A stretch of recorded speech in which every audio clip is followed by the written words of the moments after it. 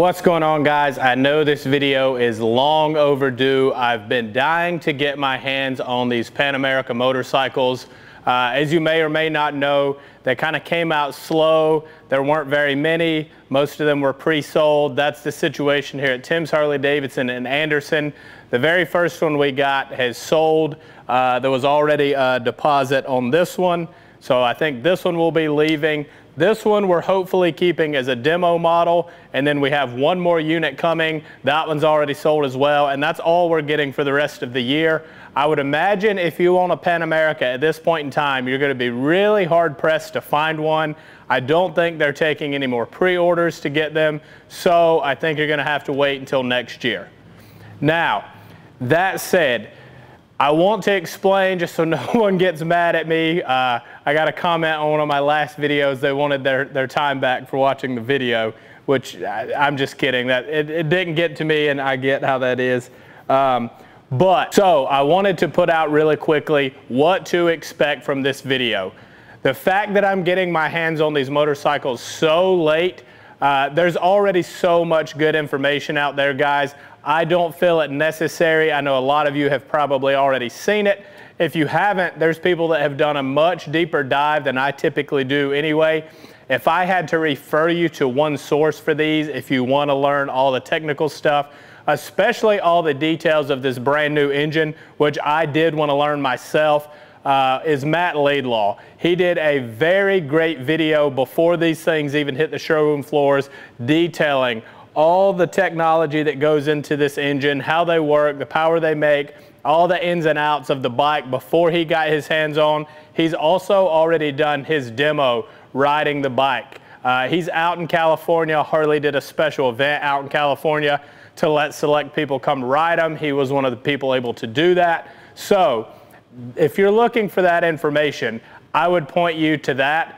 All I'm here to do today, obviously I'm not riding, I'm in shorts. Unfortunately, no riding today, but all I'm here to do today is compare these two models. So this is the Pan America Special, and this is the Pan America, so what we would call the standard.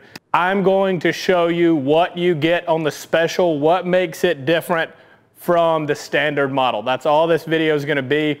For those interested, I do plan to do my own riding video, even though we're very late. I have a friend who has a KTM adventure bike that I've spent some time on just so I had something to compare it to before these bikes came. I've spent zero time on an adventure bike, so I got my hands on his, did a lot of testing. He's gonna come with me. So we're gonna do a ride together. He'll ride his, I'll ride one of these, and then we'll switch. We'll stop and kind of give, some of our feedback to you guys as like a real world unbiased comparison. So be on the lookout for that video. With that said, let's jump into this comparison. All right, guys, so really quickly before we show what's different on the Special, I'll do a real quick walk around. This is the Special. I know at this point, most of you guys have probably already seen tons of photos, tons of videos, probably even a bunch of other YouTube videos on these two bikes, but just in case you haven't, I thought I would show you. So obviously this standard one is in the vivid black, the Special is in the gray. I honestly love every color that Harley makes these in. So the Special comes in a white and orange. That's probably my favorite, and I think that will be the one I may end up riding just because the owner of Timms is buying one for his personal bike collection, and I'm pretty sure that's the color he ordered. So if that's the case, I'll kind of give you guys a quick walk around on that one when we get it as well. But just wanted to show you kind of an up close, if you haven't seen these bikes, kind of let you see what these things look like. Okay, so first thing I want to point out is that this Special has the mag wheels on it, as does the standard.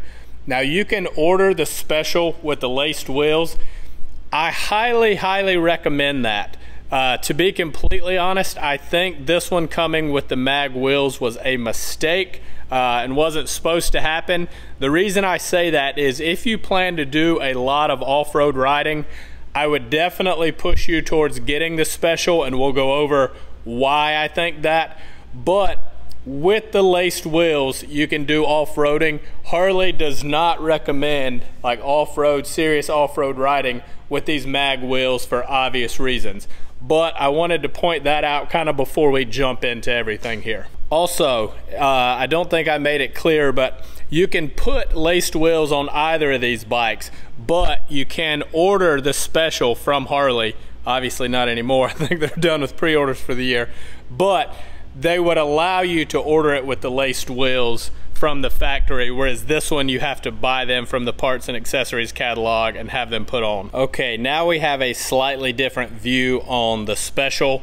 You see that it's sitting on its center stand, while the standard version is on a normal style kickstand. This center stand comes standard on this model.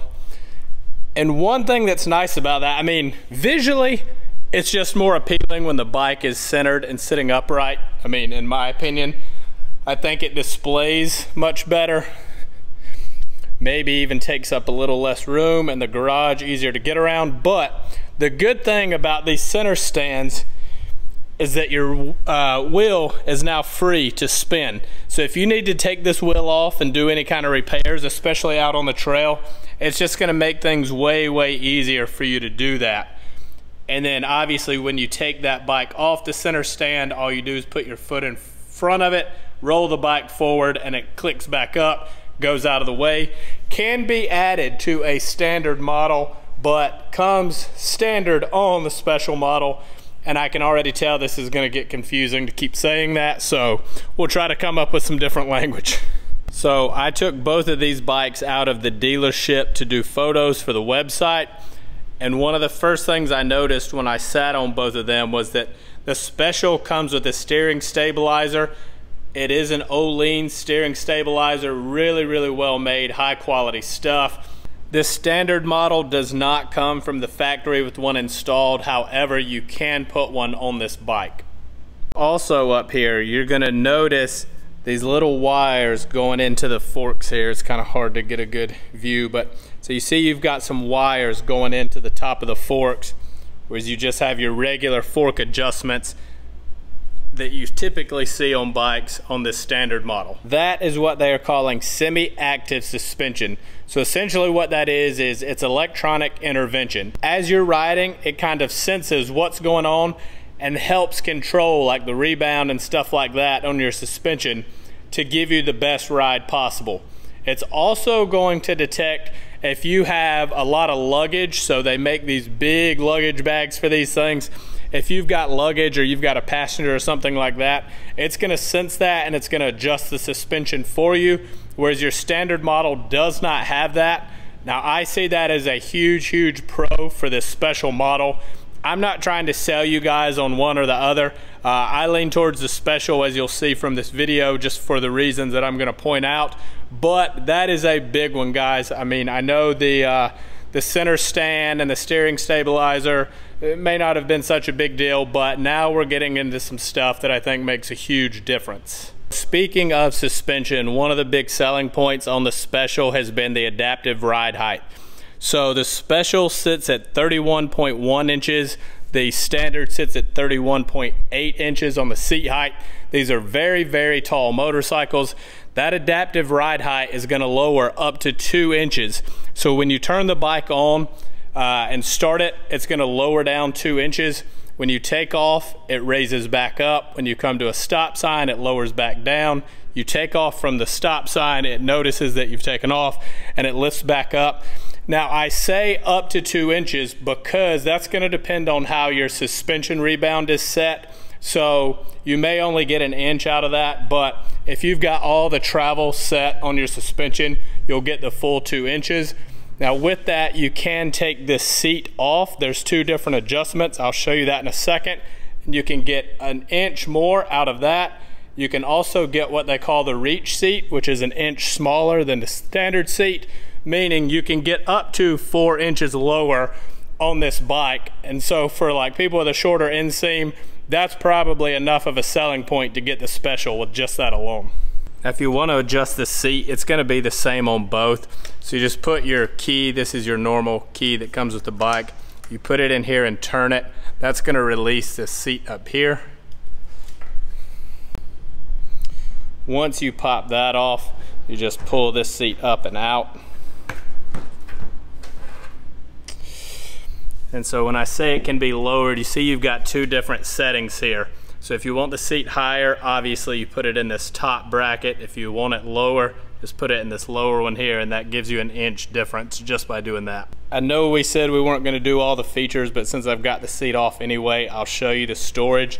Not very big, so like you could put your registration and stuff in there, your phone, a GoPro, small stuff, but that's all the storage you get on these bikes. You get this brush guard on the Special that I really like. Just if you happen to drop it, which if you're riding this bike how it's meant to, is probably a matter of time. So it comes with this brush guard that protects both sides of the bike. It also kind of makes it look a little tougher. I don't know how much it's gonna protect those lights there. They kind of stick out. As you can see from this angle, they stick out a good bit. So I don't know how much help it's gonna be there, but it's gonna keep you from busting your radiator, which when you're on the trail is gonna help. This once again can be added to the standard model, but it doesn't come factory with it. And while we're down here, you'll see that this skid plate is aluminum. This was factory, but I did see that it was in the parts and accessories catalog for this bike. This one comes with a plastic one. It's hard plastic, so it's a lot better than nothing. But if you plan on doing any off-road riding, I would definitely upgrade to the aluminum. So you'll see on the standard version, you don't have any hand guards. You do get them from the factory on the Special model. However, I'll be completely honest with you guys. These things are kind of janky. They're gonna work well, like if you're riding behind someone and they throw up a rock, or you're riding on the highway and a rock pops up. It'll be great for that, most likely protect your hand. But if you were to fall, honestly, I don't see this thing really protecting those levers. There's a lot of good aftermarket ones. I don't know if they make any aftermarket for this particular model yet, but I would definitely swap these out with some better ones. Also, you'll notice on the controls here, you do have a button for heated grips. I looked and this model comes with that. Your standard model doesn't. I don't know, to be completely honest, if you can add it because there's no button. So if you add it, I'm sure like it has some kind of little accessory button that would attach to the handlebars, and stuff like that really bugs me. I don't know if everybody's the same way, but I like everything to be up here in the controls where they're supposed to be. And then lastly, you'll notice that on your valve stems, this looks a little bit different. That's because this one has the tire pressure monitor system. I'm a big fan of that. I like it on my truck as well. It's just nice to be able to look at a screen and know how much air pressure you have.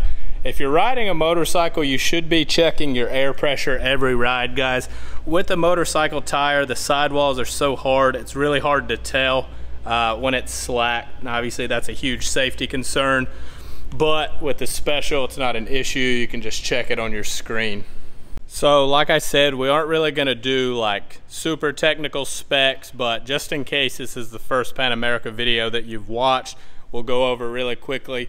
Both of these are gonna be the same engine, the 1250 Revolution Max.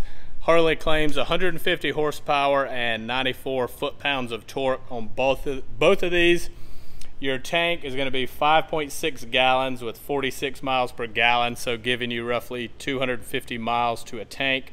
The weight is slightly different. So on the standard, which is this black one here, you're at 534 pounds. On the Special, you're at 559 pounds. And lastly, as normal, if you're comparing two vivid black models, no special paint, the standard is going to be $17,319. And then you add 250 bucks if you want to get any of the color options that they offer.